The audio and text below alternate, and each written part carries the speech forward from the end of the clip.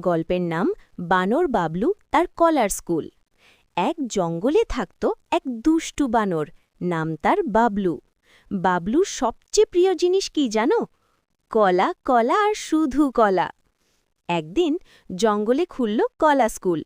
Master ছিলেন এক বুদ্ধিমান হাতি, নাম স্যার গজু।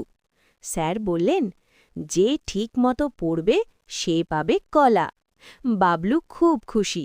সে ভাবল, পড়াশোনা না করলেও কলা পাব। স্কুলে গিয়ে স্যার প্রশ্ন করলেন, ২ যোগ ২ কত? সবাই বলল ৪।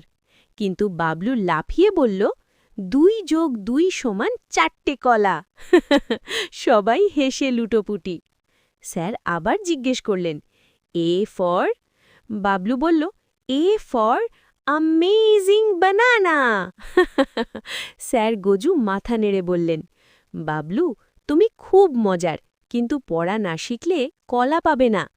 তখন বাবলু বলল, আচ্ছা স্যার, পড়ব, কিন্তু পড়ার মাঝে একটু কলা ব্রেক দেবেন। সবাই আবার হেসে উঠল। আর সেই দিন থেকে বাবলু হল জঙ্গলের সবচেয়ে হাসিখুশি স্টুডেন্ট।